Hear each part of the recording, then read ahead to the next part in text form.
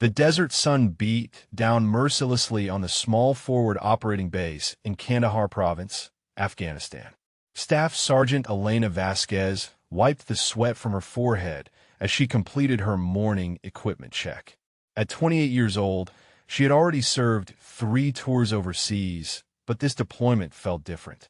The tension in the air was thicker, the attacks more frequent, and every day brought new challenges that tested the limits of human endurance. Elena had grown up in a small town in Arizona, the daughter of immigrant parents who worked multiple jobs to keep food on the table. Joining the Marines had been her way to honor her deceased brother's memory, to serve her country and prove that she was stronger than anyone expected. Her mother had cried when she left for boot camp, but Elena had promised to come home safe. That promise echoed in her mind every single day she spent in the war zone. The base was home to about 180 Marines, all living in cramped quarters and eating meals that tasted like cardboard. But they were family. They shared stories, protected each other, and found ways to laugh, even in the darkest moments. Elena had earned the respect of her unit through hard work and dedication. She never asked for special treatment and always volunteered for the toughest assignments. Her fellow Marines called her Gibraltar because nothing seemed to shake her composure. On this particular morning, Elena was assigned to a convoy escort mission. 3 vehicles would travel to a nearby village to deliver humanitarian supplies and meet with local leaders. These missions were routine but dangerous. The roads were littered with improvised explosive devices, and insurgents often used the cover of buildings to launch ambushes. Every Marine knew that leaving the base meant accepting the possibility that they might not return. Private First Class Tommy Liu was also assigned to the convoy. At just 20 years old, Tommy was one of the youngest members of the unit. He had joined the Marines straight out of high school, inspired by his uncle, who had served in the Army. Tommy was small in stature, but had a heart bigger than anyone Elena had ever met. He was always cracking jokes, trying to keep morale high, even when things got tough. The other Marines looked out for him like a little brother. As the convoy prepared to depart, Elena noticed Tommy checking his gear for the 3rd time. His hands were shaking slightly, and she could see the worry in his eyes. She walked over and placed a hand on his shoulder. Tommy looked up at her and tried to smile, but the fear was evident. Elena told him that fear was normal, that it kept soldiers alive and alert. She reminded him to trust his training and to stay close to the team. Tommy nodded, taking a deep breath to steady himself. The 3 MRAPs rolled out of the base just after dawn. Elena was in the 2nd vehicle, serving as the gunner in the turret. The position was exposed and dangerous, but it gave her a clear view of the surrounding terrain. She scanned the rooftops and windows, looking for any signs of threat. The radio crackled with constant chatter as the convoy moved slowly along the dusty road. Every pothole, every pile of trash, every abandoned vehicle was a potential bomb waiting to explode. The village was only 5 miles from the base, but the journey felt like it took hours. The tension inside the vehicles was palpable. Nobody spoke unless necessary. Everyone was focused on their assigned sectors, watching for danger. Elena's heart pounded in her chest, but her hands remained steady on the machine gun. She had learned to control her fear, to channel it into heightened awareness and quick reflexes.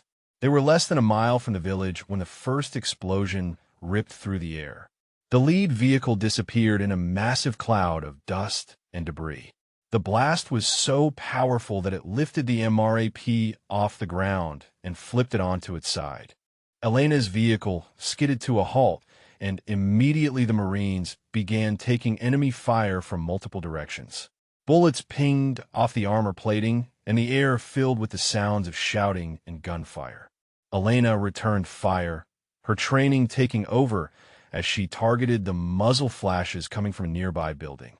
The 3rd vehicle in the convoy had stopped behind them, and Marines were dismounting to establish a defensive perimeter. Through the chaos and smoke, Elena could see figures moving near the overturned lead vehicle. She knew there were 4 Marines inside, and every second counted if they were going to survive. The platoon sergeant was screaming orders over the radio, calling for air support and a medical evacuation, but help was at least 20 minutes away.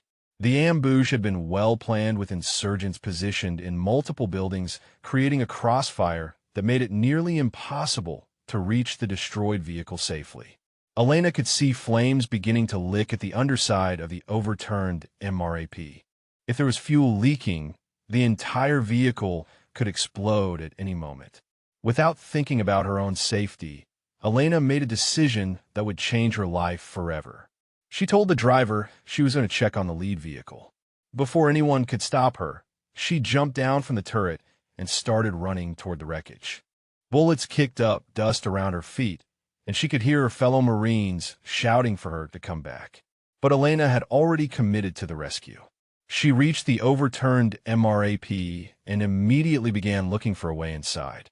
The doors were jammed shut, but she found a gap where the roof had been crushed inward. Elena squeezed through the opening, entering a nightmare of twisted metal and thick smoke. The interior was dark and filled with the acrid smell of burning fuel and electronics. She could barely see through the haze, but she could hear moaning from somewhere in the wreckage. Her lungs immediately began burning from the toxic fumes, but she pressed forward. Elena found the first Marine unconscious but breathing. He was a young private whose name she couldn't remember in the chaos. Blood trickled from a gash on his forehead, but he didn't appear to have any life-threatening injuries. Elena grabbed him under the arms and began dragging him toward the opening she had created. The process was agonizing as she had to navigate around sharp metal edges and debris while the smoke grew thicker by the second. When Elena finally got the first Marine to the opening, other hands grabbed him and pulled him to safety. Without hesitation, she turned back into the burning MRAP. The smoke was getting thicker and visibility was almost zero. Elena felt her way through the darkness, her hands searching for bodies.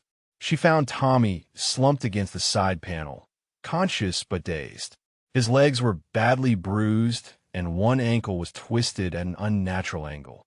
But he was mobile. She half carried, half dragged him toward the opening where the other Marines waited to pull him to safety.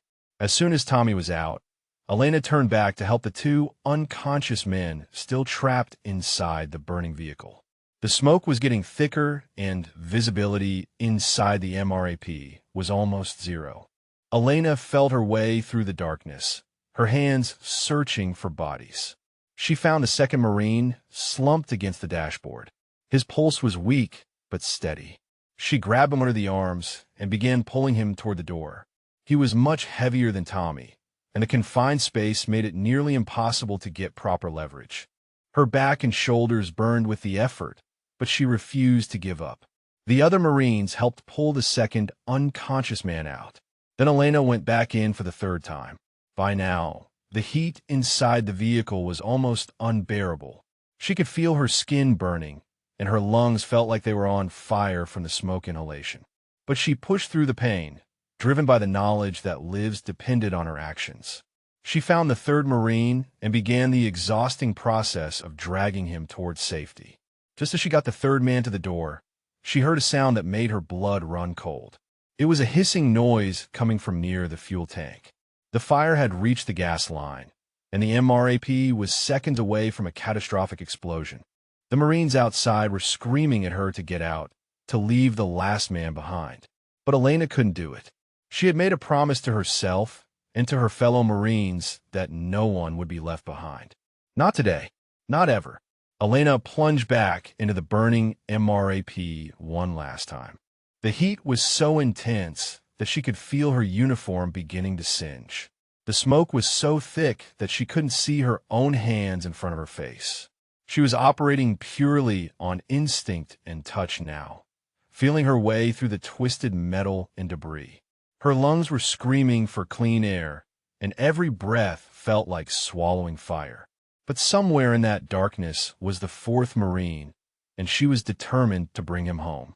Her hands finally found him wedged in the front passenger seat. It was Sergeant Jake Morrison, a veteran Marine from Colorado who had served 5 tours and was just 3 months away from going home for good. His body was limp and unresponsive, and Elena couldn't tell if he was breathing. She grabbed the front of his tactical vest and pulled, but he wouldn't budge. His arm was caught under the crushed dashboard, trapped by hundreds of pounds of twisted metal. Outside, the other Marines had extracted the third unconscious man and were preparing to fall back to a safer position. The enemy fire had momentarily decreased as the insurgents repositioned. But everyone knew it was only a matter of time before the assault resumed. The platoon sergeant was on the radio demanding that Elena evacuate immediately. The MRAP was going to explode, and he couldn't afford to lose another Marine trying to save someone who might already be dead. But Elena wasn't listening to the orders crackling through her radio. All her focus was on freeing Sergeant Morrison. She braced her feet against what was left of the center console and pulled with every ounce of strength she had left. Her arms felt like they were being torn from their sockets. Black spots danced in her vision from the lack of oxygen. She could taste blood in her mouth from where she had bitten her lip. Still, Morrison's arm remained trapped. Elena adjusted her position and tried a different angle. She reached down and felt along Morrison's trapped arm until her fingers found the point where the metal was pinning him. Using both hands, she pushed up on the dashboard section with all her might. Her vision was starting to narrow into a tunnel, her body reaching the limits of what it could endure. She let out a primal scream of effort, drawing on reserves of strength she didn't know she possessed. The metal shifted just enough. Elena immediately grabbed Morrison under the arms and pulled him free. He was completely unconscious, his body dead weight in her arms. She began the agonizing process of dragging him toward the door, moving backward through the smoke and flames. Each movement was torture. Her muscles were beyond exhausted, running on nothing but adrenaline and sheer willpower. She stumbled over debris, banging her head on the bent metal frame. But she never let go of Morrison. When Elena finally reached the opening, hands grabbed Morrison and pulled him out to safety. She started to follow, but suddenly her legs wouldn't work properly. The adrenaline that had been keeping her going was wearing off, and her body was shutting down from the smoke inhalation and extreme physical exertion. She felt herself beginning to collapse as she tumbled out of the MRAP and onto the ground. Two Marines grabbed Elena and began dragging her away from the burning vehicle. She tried to tell them she could walk, but no words would come out. Her throat was raw and damaged from the smoke. She could see their mouths moving, shouting something, but the sound seemed distant and muffled. Everything was happening in slow motion. She saw Tommy being loaded onto a stretcher, his face pale, but his eyes open and aware. Then darkness claimed her. Elena awakened to find 500 Marines standing in perfect formation around her hospital bed. Her actions had been filmed by helmet cameras and sent up the chain of command. The general was recommending her for the Silver Star. But Elena knew the real honor wasn't the medal or recognition. It was the knowledge that 4 families remained whole because she had refused to give up. It was the friendship and respect of the Marines she had served with. It was the second chance at life that Morrison, Tommy, and the others had received. Those were the true rewards of her actions, more valuable than any medal could ever be. Elena had found her purpose and proven that one person's courage could change the world.